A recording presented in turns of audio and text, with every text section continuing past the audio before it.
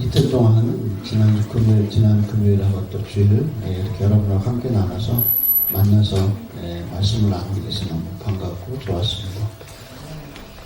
오늘은 부활주일입니다. 부활주일에 먼저 부활 아닌 게 두 개가 있어요. 부활 아니에요. 뭐냐면 첫째는 정신적 부활입니다. 예를 들어서 목사님 우리 어머니가 돌아가셨는데 우리 어머니는 지금 내 안에서 살아계셔요. 그래서 엄마는 나한테 얘기하고 계셔요. 엄마는 항상 내 안에 살아있어요. 부활 아니에요? 부활 아닙니다. 정신적 부활은 부활이 아니에요. 성경이 말하는 부활은 몸의 부활이에요. 정신적으로 부활했다? 그래서 누가 내 속에 있다. 부활 아니에요. 성경이 말하는 부활은 예수님의 몸의 부활이에요. 이게 첫째 부활 아닌 거, 정신적 부활 아니에요. 두 번째, 소생한 부활 아니에요. 소생이 뭐냐? 거의 죽어. 완전히 죽은 건 아닌데 거의 죽었다가 살아납니다. 성경에서 죽었다가 살아난 세 사람이 있어요.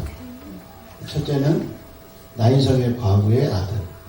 죽었다가 살았어요. 두 번째는 나사로가 죽었다가 살아나죠. 또 하나는 누가복음 8장에 역상장 야이로의 딸을 예수님이 살리셔요. 근데 세 사람 다 살아나요. 부활이에요? 죽었다가 살아난 부활이냐? 부활 아니에요. 왜냐면 이 사람은 또 어떻게 해요? 또 죽어요. 한 번 죽는 것도 힘든데 몇 번 죽는 거예요? 두 번 죽는 거예요. 부활에 대해서 얘기하면서 사도 바울이 부활, 진짜 부활이 뭐냐를 이렇게 로마서 6장 9절에 이렇게 얘기했어요. 잘 들어봐요. 이는 그리스도께서 죽은 자 가운데서 살아나심에, 그 다음 말이 뭐냐면 다시는 죽지 아니하시고 사망이 다시 그를 주장하지 못하게 할 줄 압니다.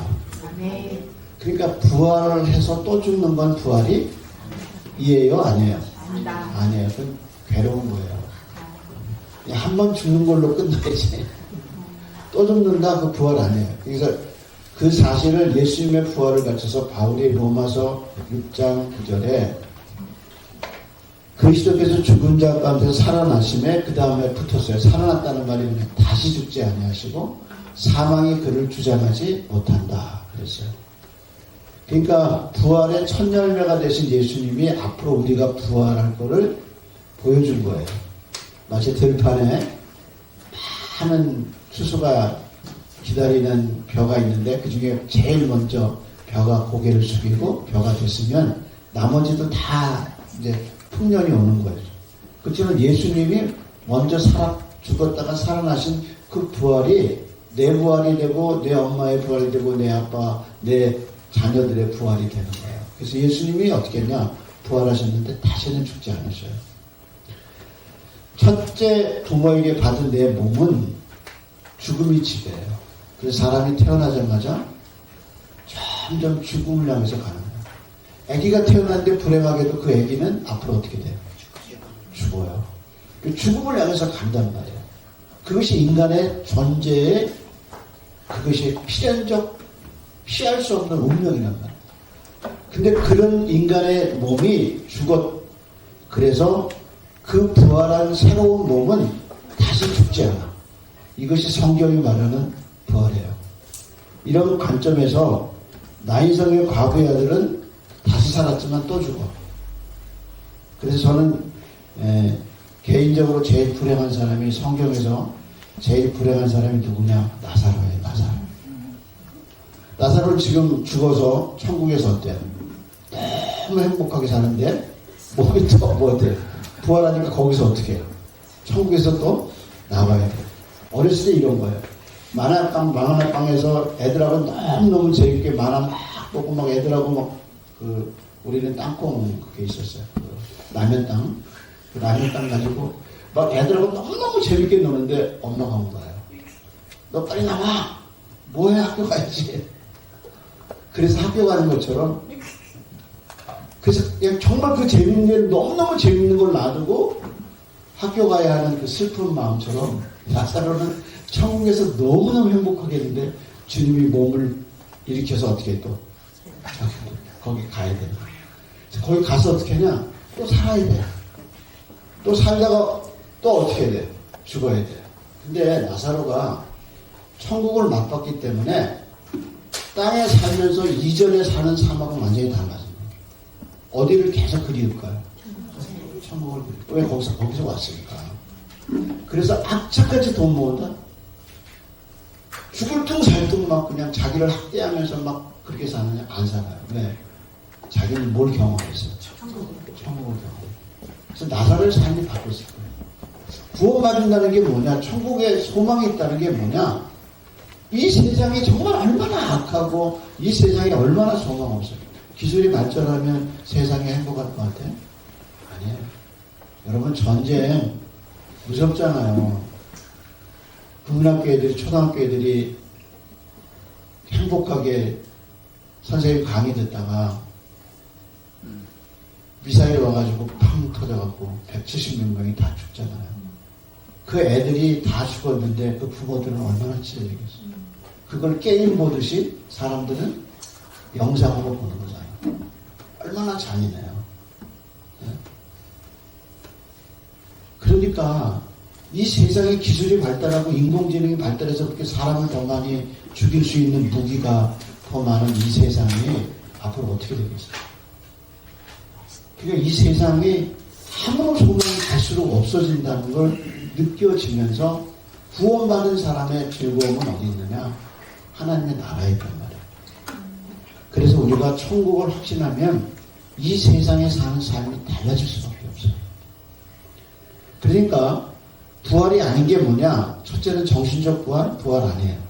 다시 죽는 소생, 부활 아니에요.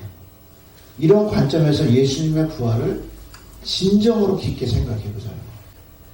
그럼 우리가 논리적으로 생각해야 돼요. 그냥 예수님 부활했다 믿어보자 그렇게 생각하지 마시고 그냥 은혜로 예수님 부활을 믿자 이렇게 은혜로 생각하지 말고 논리적으로 생각해야 돼요. 논리적으로.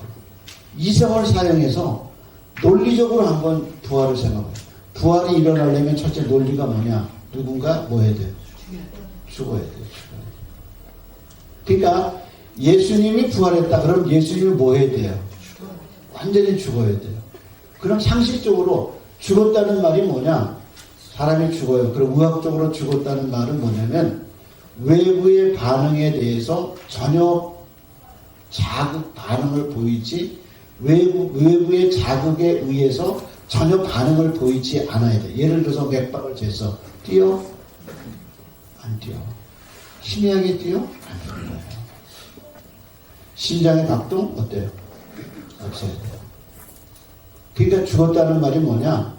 완전히 의학적으로 죽어야 돼요. 근데 예수님은 어떻게 했냐? 로마 정부가 죽인 거예요. 은밀하게 병원에서나 아니면 집안에서 혼자 집안 식구끼리 죽은 게 아니에요. 어떻게 했어요? 얘는 죽어야 된다 하고 사형 선고를 내려서 십자가에 달려서 죽였어요. 그리고 죽음을 어떻게 확인했느냐? 옆구리에 창을 찔렀어요. 창이라는 게 뭐냐? 들어갈 때 이렇게 들어가요. 빼져요? 안 빼져요? 안 빼져. 그러니까 어떻게 해요? 돌려요. 그쵸? 들어갔다가 돌려서 빼야 되는 거예요. 그러니까 옆구리에 어때요? 상처가 크죠. 그러니까 로마 정부가 지방 정부도 아니고 세계를 지배했던 로마 정부가 사형의 재판에 의해서 사형 언도를 내리고 그리고 채찍질하고 십자가에 못 박아 공개적으로 죽였는데 그 예수가 안 죽었다. 있을 수가 없는 거예요. 의학적으로 죽었어요. 사법적으로 죽었어요. 다 죽었어요. 그래서 시체를 어떻게 했냐? 로마 정부가 인장을 찍어가지고 무덤 속에다가 집어넣었어요. 그래서 우리가 사형하고 나면 반드시 누가 검사하죠? 의사가 검사해요. 죽었나 안 죽었나. 그게 정부가 하는 거예요. 따라서 예수님이 죽었다는 말은 이렇게 의학적으로 사법적으로 완전히 죽은 거예요. 그래서 그렇게 죽은 예수가 다시 살아났어요. 그러면서 사도 요한은 예수님이 부활하고 나서 일어난 여러 가지 일 중에 딱 세 가지를 20장에, 요한복음 20장에 세 가지를 집어넣었어요. 이거 말고도 무수히 많은 일들이 있었는데 사도 요한은 이 세 가지를 집어넣음으로써 예수의 부활이 사람들에게 설득될 수 있다고 생각하고 세 개를 넣은 거예요. 그 세 개가 첫째가 뭐냐? 막달라 마리아에게 예수님이 나타나셔요. 두 번째가 뭐냐? 이제 무덤에 간 여자들이 예수님의 부활을 기대했느냐? 기대하지 않았어요. 그래서 뭐라 그러면 예수님의 장사를 위해서 죽었다는 거예요. 시체에다가 몰약을 느끼고. 왜냐하면 시체가 날씨가 덥고 그러니까 냄새 나요, 안 나요? 나요. 우리 이틀만 안 씻어도 몸에서 냄새 나요. 근데 시신이 3일 됐어. 그 더운 나라에서. 더군다나 여기다가 이걸 다 싸잖아요. 입히잖아요. 그러니까 예수님이 세마포 옷을 입었는데 더운 여름에 시체가 됐는데 거기서 창으로 찔렸으니 얼마나 상처가 많아요. 냄새 나죠. 거기다 이제 몰약을 넣기 위해서 여자들이 간 거예요. 그래서 누가복음에 보면 여자들이 예수님의 장사를 위해서 갔는데 천사를 만나요. 근데 천사를 만났는데 천사가 뭐냐면 부활하셔서 나 갈릴리에 가 계시다 이렇게 얘기했어요. 그랬더니 뭐라고 그랬냐면 이렇게 얘기했어요. 허탄하게 들려서 그들이 믿지 않았다. 이 허탄이라는 헬라 말이 뭐냐면 레우로스라는 말인데 이건 뭐냐면 전혀 이치에 맞지 않는다는 거예요.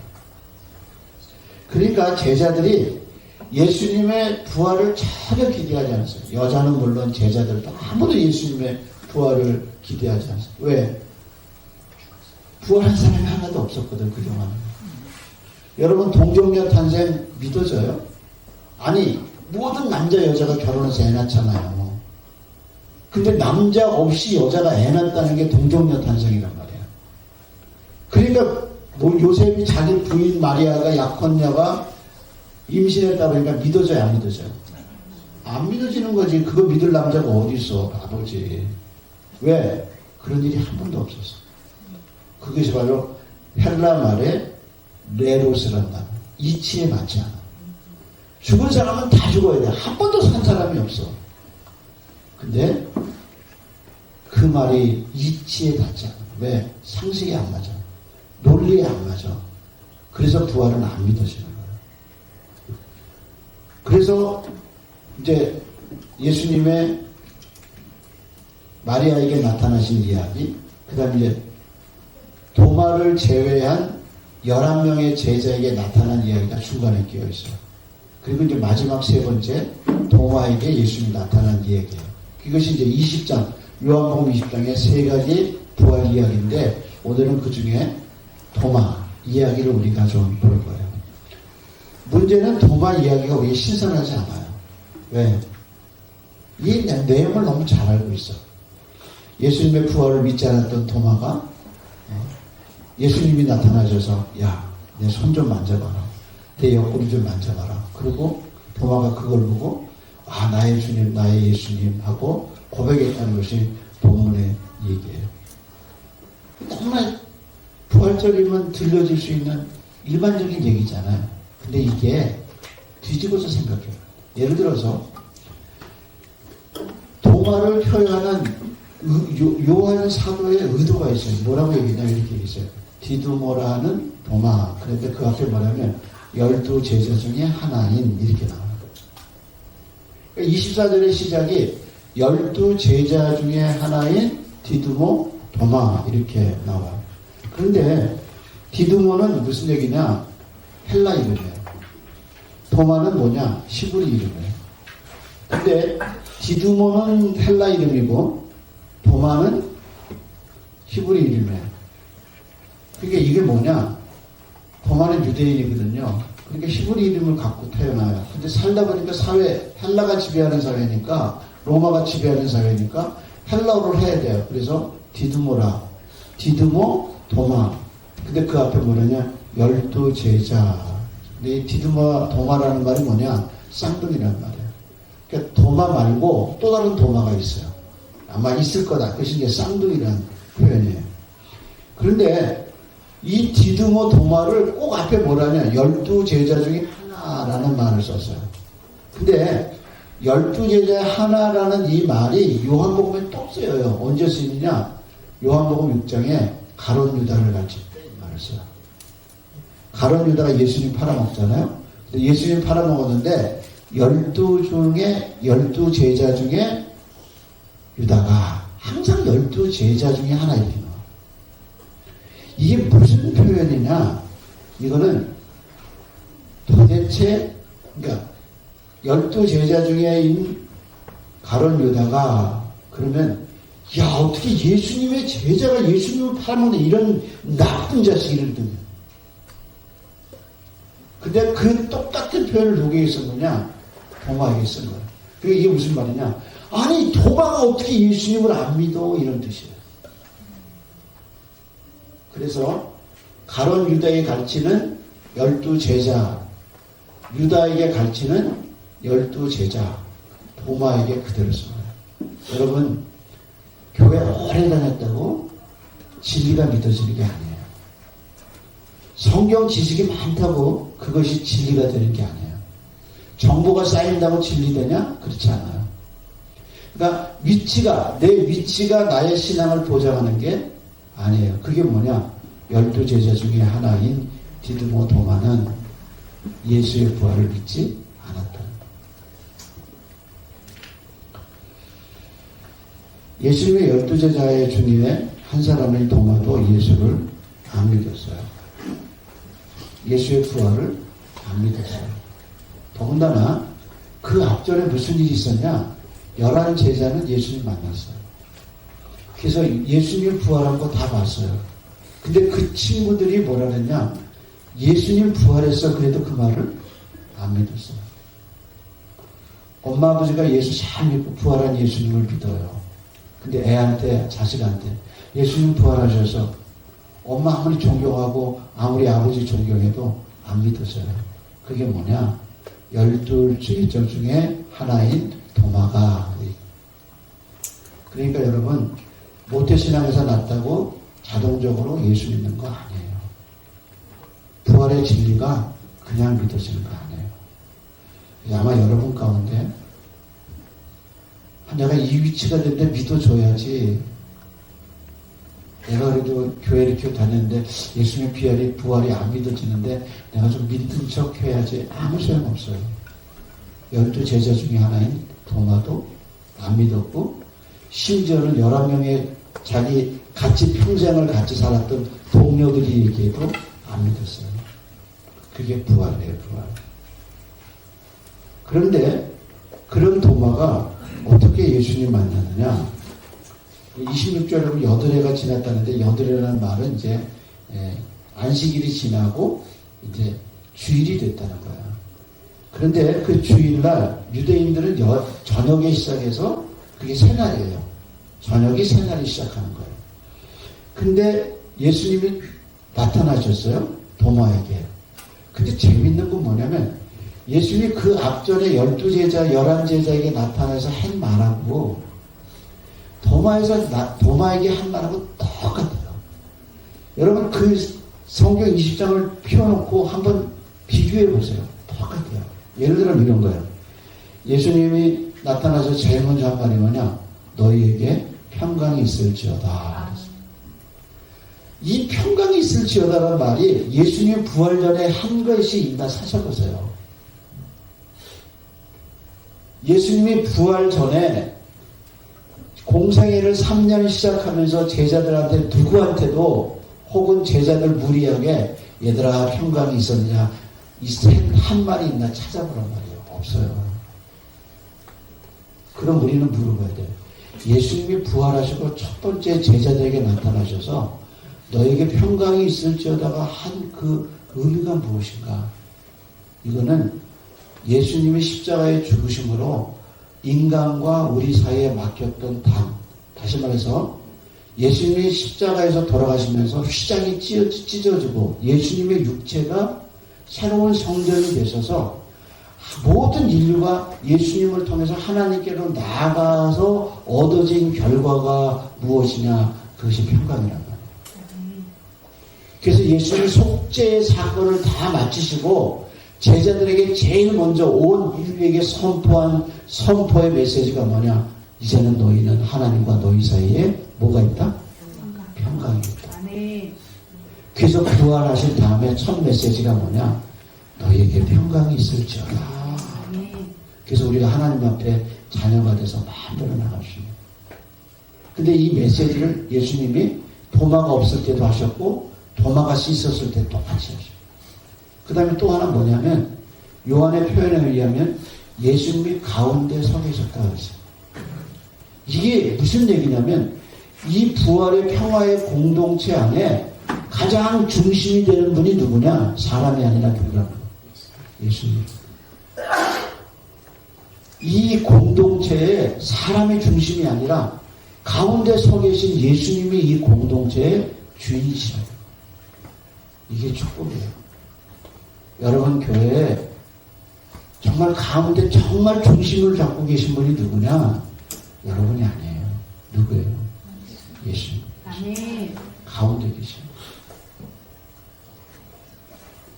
그래서 예수님이 이제 가운데 서셔서 그 다음에 누구를 부르시냐? 도마를 부르셔. 도마야. 그리고 말씀하시죠. 뭐라고 말씀하세요? 네 손을 내밀어 내 손을 보고 그 다음에 네 손을 내밀어 내 옆구리를 만져봐라. 근데 이 말이요. 도마가 한 말 그대로 예수님이 다시 재론하시는 거예요. 예수님이 도마가 거기 없었는데도 예수님의 도마의 한 말을 정확하게 기억하고 계셔요. 그래서 그 말을 그대로 되풀이하셔서 네 손, 네 손, 네 손. 그리고 뭐라네요? 내 손을 내밀어 내 손 내가 만져보고 내 손을 내밀어. 이게 도마가 한 말이에요. 근데 예수님 그 말을 그대로 캐치하셔서 네 손으로 네 손으로 네 손으로 이렇게 얘기하신 거예요. 제가 이제 퀴즈를 낼게요. 도마가 만졌어요? 안 만졌어요? 아니 성경을 보면 아니 뭐 궁금증이 있어야지. 그렇잖아요? 자, 도마가 만졌어요? 안 만졌어요? 네? 도마가 만졌어요? 안 만졌어요? 이게 성경의 묘미예요. 성경은 여백이 있어요. 다시 말해서 공간이 있어요. 그 공간으로 하여금 독자가 생각할 수 있게 해줘. 무슨 얘기냐? 도마가 만졌다고 얘기도 안 하고 만지지 않았다고도 얘기하지 않아요. 그러니까 독자는 어떻게 해요? 미친 거지. 이게 만진 거야? 안 만진 거야? 이게 이제 설교자의 상상력과 독자의 상상력을 불러일으키는 성경 묘미예요. 신앙은요, 강제로 안 돼요. 억지로 되는 게 신앙이 아니에요. 때가 있어. 근데 그 때가 언제냐? 공백이 있습니다. 이 만진 거야? 안 만진 거야? 이 궁금증이 우리를 신비의 세계로 이끌죠. 그리고 이게 궁금해서 성경을 보기 시작해요. 그래서 성경은 이게 진리다라고 선포하기도 하지만 우리에게 그 진리를 돌아볼 수 있도록 생각할 수 있는 여유를 줘요. 근데 이제 이 본문에서 한 가지 의문이 뭐냐면 예수님은 손가락에 박혔어요? 손목에 박혔어요? 네? 어디다 박혔어요? 자, 이게 십자가인데 예수님 몸무게가 뭐 고생도 많이 하셨고 그래서 뭐 성인 남자 33세의 성인 남자가 달렸으면 몸무게가 한 60kg는 됐겠죠. 달리면 손을에다 하면 어떻게 해요? 찢어지니까 어디에 받아요? 팔에 여기다 갑니다. 그래서 패션 오브 크라이스트 보세요. 아니면 다른 데도 보세요. 한번 보면 고증학적으로 보면 여기에 박아요. 근데 왜 그럼 여기를 손목이라 않고 손이라고 그랬냐? 고대에서 해부학은, 로마의 해부학은 손과 손목을 다 손이라고 해요. 이해하시겠어요? 여기에 박아서도 여기 뭐예요? 손이에요, 손. 이게 다 손이에요, 이게 다. 그래서 손목과 손가락을 고대 로마 시대는 구분하지 않아요. 그래서 예수님이 만져봐라. 근데 만졌는지 안 만졌는지 손인지 손목인지 다 우리한테 신비를 주고 생각하게 만들어요. 그런데 예수님이 뭐라 그랬냐면 만졌는지 안 만졌는지 모르는데 뭐라 하냐면 너는 나를 본 거로 믿느냐. 그리고 그 다음 말이 뭐죠? 보지 않고 믿는 자가 복이 있도다 그랬어요. 자, 그럼 이제 또 다른 질문은 이게 뭔 소리야? 너는 나를 본 거로 믿느냐? 보지 않고 믿는 자는 복이 있다. 그래서 그럼 보지 않고 믿는다는 말이 무슨 말일까요? 이게 또 성경의 묘미야. 이 사건이 딱 끝난 다음에 31절에 뭐라고 그랬나 보세요. 한번 보세요. 30절에. 예수께서 이 말씀을 제자들의 앞에서 뭐라 그래요? 이 책에 기록되지 않은 다른 많은 표적도 행하셨으니. 그리고 31절 다시 읽어볼까요? 오직 이것을 기록하면 너희로 예수께서 하나님의 아들 그리스도임을 믿게 하게 하며 또 너희로 믿고 그 이름을 심어 생명을 얻게 하려 함이라. 그러니까 너는 나를 본 거로 믿느냐? 그 다음 말이 뭐예요? 보지 않고 믿는 자는 복이 있다. 그럼 어떻게 우리가 믿게 되죠? 뭘 보고 믿게 돼요? 예수님을 우리가 직접 만나지 못하잖아요. 우리가 뭘 보고 믿게 되죠? 성경이지. 여러분 어떻게 예수 믿었어요? 나는 설교 듣다 예수 믿었어요. 그리고 나는 과외 선생님이 이제 제가 과외를 했는데 우리 그 가정교사 선생님이 뭐라고 해요? 이렇게 얘기했어요. 정권아 너 예수 믿니? 그런데 제가 교회 다니는데요. 고등학교 1학년 때. 제가 전도부장을 했는데 아니 그거 말고 너 예수 믿니? 근데 그 말에 내가 잠깐 멈췄어요. 근데 선생님이 때 요한일서 5장 16절 17절 주면서 뭐라 하냐면 이렇게 했어요. 또 증거는 이것이니 증거는 이것이래. 하나님이 우리에게 영생을 주신 것과 이 생명이 그의 아들 안에 있는 그것이니라. 아들이 있는 자는 생명이 있고 하나님의 아들이 없는 자에게는 생명이 없느니라. 그러니까 뭐냐, 그 성경 기절을 읽으면서 선생님이 뭐라 하냐면 정권아 너는 생명이 있니? 물어봐요. 내가 가만히 보니까 거기 뭐라 하냐면 아들이 있는 자는 뭐가 있어요? 생명이 있고 하나님의 아들이 없는 자는 뭐가 없어요? 생명이 없다. 근데 내가 하나님의 아들을 한 번도 내 속에 모셔본 적이 없어요. 내 안에 뭐가 없었어요? 생명이 없는 거예요. 근데 선생님이 뭐라 그러냐면 정원아 너 그러면 나 따라서 한번 영접 기도해 볼래? 그러면서 먼저 기도하는 거예요. 예수님 제 안에 들어오셔서 제 죄를 씻어주시고 제 안에 들어오셔서 제 죄를 씻어주시고 예수님 나의 구세주가 되어주세요. 예수님 이름으로 기도합니다. 그 기도를 똑같이 같이 했어요. 근데 제가 기도하면서 뭐라 그러냐면 이런다고 예수님 내 속에 들어오겠나? 근데 예수님 내 속에 들어왔어요. 그래서 저는 요한 1서를 읽어보라고 해서 읽으면서 아들이 있는 자에게는 생명이 있고 하나님의 아들이 없는 자에게는 생명이 없다는 말씀 때문에 나는 구원받았어요. 그러니까 너는 나를 본 거로 믿느냐? 보지 않고 믿는 자가 복되다고 하는데 그 보지 않고 믿는다는 그 말이 무슨 말이냐? 그 다음에 성경 기절이 성경 이야기가 좀 나와. 우리가 어떻게 예수 믿게 됐냐? 말씀이 안에 들어와서 예수 믿는 거야. 그래서 부활은 내가 믿어봐야지 그래서 믿는 게 아니에요. 동정녀 탄생은 내가 믿어봐야지 믿게 해주세요. 그래서 그 동정녀 탄생이 믿어지는 게 아니라 진리가 내 속에 들어와요.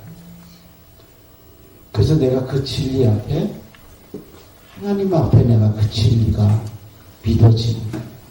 그래서 너는 본고로 믿느냐? 눈에 보지 않고 믿는 자가 복이 있다. 그런 거예요. 그래서 저는 예수님이 동화에게 나타나셔서 부활을 믿게 한 이 사건을 통해서 깨닫는 게 뭐냐면 예수님이 세 가지 정도의 모습으로 도마를 찾아오셔요. 그 중에 하나가 뭐냐면 예수님 기다리셔요. 중요한 사실은 주님이 도마를 기다리셔요. 그래서 제자들에게 나타나서 예수님이 있는 제자들에게 다 자신의 부활의 모습을 가르치고 없는 도마에게 가장 좋은 때 나타나셔요. 그래서 예수님이 가장 중요하게 여기는 건 때예요. 그래서 요한복음 2장에 이 때가 2장에 예수님이 물로 포도주 만드는 사건이 있죠. 그 물로 포도주 만들 때 예수님 어머니가 뭐라고 해요? 아, 포도주가 떨어졌습니다. 그러니까 예수님 뭐랬어요? 내 때가 아직 오지 않았습니다. 그때가 예수님이 십자가를 지실 때예요. 그런데 여기 도마에게도 예수님이 똑같아요. 도마가 받아들일 때 도마에게 예수님이 나타나셔요. 그러니까 우리는 때에 대해서 너무 조급해요. 이거 돼야 되는데 근데 내 때가 되는 게 아니에요. 특별히 신앙의 문제는 하나님의 때가 있어요. 부름의 때가 있단 말이에요. 그러니까 그 때를 여러분 기다리셔야 돼요. 나를 찾아오신 예수님께서 내 아이들에게도 똑같은 은혜를 베푸실 걸 믿으셔야 돼요. 아멘. 그게 때예요. 아멘. 근데 예수님이 도마에게 나타나는 이 장면에서 우리는 기다리시는 예수님의 모습을 봐요. 또 하나는 뭐냐면 도마에게 나타나신 예수님이 도마의 방식으로 말씀하셨다. 그게 뭐냐? 내 손가락으로 내가 너 보고 내 손가락으로 내가 내 손으로 예수님의 옆구리를 오겠다. 그 말씀을 예수님이 똑같이 하셔서 만져봐라 이렇게 하십니다. 그게 그 사람이 맞는 방법으로 예수님이 말씀하시는 거예요. 아멘. 똑같은 성경 구절로 거듭나는 거 아니에요. 저는 요한 1서를 통해서 어떤 사람은 설교됐다가 어떤 사람은 찬양을 됐다가 제가 어저께 LA 난가지 사랑의 노창수 목사님 부부하고 교제를 하면서 오는데 그 자기 친척 얘기를 했어요. 뭐냐면 자기 친척 하나가 부산의 대학 교수로 갔는데 그렇게 예수를 안 믿는 사람이죠. 근데 이제 그 학교 간 디자인 학교의 학교가 세례를 받는 사람이 얼마인가 조사를 했는데 세례증이 필요한 거야, 이분이. 그러니까 자기 조교 보고 야 어디 가서 세례증 하나 갖고 와라 했는데 그 조교가 한 말이 교수님 이렇게 세례증 이렇게 하면 안 되고 교회를 오셔야 됩니다. 그래서 정말 생전 처음 인생 나이 거의 60, 50이 넘어서 교회라는 데를 처음 갔는데 문 열고 들어갔는데 교회에서 찬양 소리가 들리더라고요. 근데 그 로비에서 그 찬송 소리를 듣고 깨졌어요. 거기서 회심이 일어났어요. 그래서 그분이 지금은 은퇴하고 방송으로 그 자기 유튜브 성경 공부를 인도하고 있어요. 그게 뭐냐? 하나님의 때가 있다. 그러니까 여러분 하나님이 가장 때 하나님의 방법으로 그 사람이 이해할 수 있게 역사하신다. 아멘. 그리고 또 하나 우리가 도마의 변화에서 느낄 수 있는 게 뭐냐면 도마에 예수님을 집중하셔요. 예수님이 베드로만 상대하실 때가 있어요. 근데 지금은 뭐냐? 도마에게만 상대하셔요. 그래서 뭐냐? 문이 닫히고 창문이 닫힌 그래서 뭐가요? 유대인들이 두려워서 문 안에만 방 안에만 있는 컴컴한 속에 주님이 나타나셔서 도마에게 집중하셔요. 도마하고만 얘기하셔요. 그래서 전능하신 주님이 이렇게 도마에게 오셔서 도마를 집중하셔요. 살다 보면 하나님이 어떻게 이렇게 나를 사랑하시지? 하나님 그렇게 나만 사랑하시지? 아멘. 그런 착각이 들 때가 있어요. 근데 그 얘기가 주님이 나만 상대하고 계신 거예요. 그래서 우리가 십자가의 사랑을 경험하고 주님의 진리를 알고 살아가면서 어느 날 그 은혜가 너무 커서 하나님 나만 사랑하시는 것 같아요. 이게 도마가 지금 캄캄한 어둠 속에서 주님의 말씀을 듣고 만져봐라, 만져볼래. 이 긴밀한 이 은혜 속에서 도마가 완전히 예수님께 집중하는 장면. 부활절 날 주님이 가장 기뻐하시는 건 뭐냐? 이 공동체 속에 도마처럼 오래 다녔고 예수님의 12제자임에도 불구하고 진리를 몰랐던 어떤 사람이 진리가 믿어지고 주는 그리스도시여 살아계신 하나님의 아들입니다 하고 진짜 부활을 믿게 될 때 그때 주님이 가장 기뻐하는 공동체가 되는 거예요. 이게 바로 공동체예요. 그래서 예수님을 향해서 나의 하나님, 나의 주님이라고 오래 다녔다. 그래서 교회 문화에는 익숙하고 그리고 교회에 대해서는 잘 알지만 진짜 예수를 모르는 어떤 사람이 깨져서 주님을 믿게 될 때 그 공동체는 도마의 사랑을, 예수님을 사랑을 입은 공동체가 되는 거예요. 여러분, 노인만 있는 가정에 애가 한번 태어나 보세요. 기뻐요, 안 기뻐요? 기뻐요. 엄청 기쁜 거예요. 네? 그게 뭐냐? 새로운 사람이 와서 중생하고 변화되는 공동체는 항상 환기입니다. 이 꿈꾸는 교회가 꿈꿔야 될 게 뭐냐? 여전히 꿈꿔야 되는 건 뭐냐? 한 사람 한 사람이 구원받는 거. 그리고 이 공동체에 구원받는 사람이 계속 생길 수 있도록 전도하고 이 구원의 공동체에서 새로운 생명이 주는 그리스도의 살아계신 하나님의 아들이라 고백하고 또 다른 사람에서 고백하고 이 고백의 역사가 계속되는 것. 그게 공동체가 존재하는 이유입니다. 여러분이 꿈꾸는 건 큰 교회가 아니에요. 지금 하나서 뭐든지 할 수 있는 교회가 아니에요. 여러분이 꿈꿔야 할 교회는 우리 아이들이 예수를 잘 믿어서 도마가 변해서 하나님의 사람 되는 것. 그리고 여러분의 전도에서 그 사람이 와서 주는 그리스도의 살아계신 하나님의 아들을 고백하는 그 새 생명이 자꾸 생기는 것. 그게 여러분이 꿈꿔야 하고 전진해야 되는 교회입니다. 따라서 관리하려고 그러지 말고 전도해야 됩니다. 생명을 낳는 교회가 돼야 합니다. 그래서 주님의 공동체에서 새 생명이 자꾸 이렇게 부활의 공동체, 중생의 공동체, 구원의 공동체가 되는 그 목적을 잃어버리지 않는 여러분 되기를 주의 이름으로 축원합니다. 기도하겠습니다. 하나님 감사합니다. 금요일날 십자가와 휘장을 통해서 구원의 문을 열어주시고 진리가 믿어질 수 있도록 은혜 주시고 도마에게 찾아오셔서 사랑을 부어주신 진리가 믿어지는 귀한 교회 되게 인도해 주심을 감사합니다. 하나님, 우리 꿈꾸는 교회가 하나님의 진리의 공동체가 되게 하시고 구원의 공동체가 되게 하여 주옵시고 도마같이 주님을 고백하는 새로운 역사가 일어나는 꿈꾸는 공동체 되게 복을 주어 주옵시고 목사님과 온 성도들을 붙들어 주셔서 주님이 세우신 이 꿈을 이루는 하나님의 공동체 되게 하여 역사하여 주시옵소서. 새 생명이 일어나고 새 생명이 자라나는 꿈꾸는 공동체로 축복해 주시옵소서. 예수님 이름으로 기도합니다. 아멘.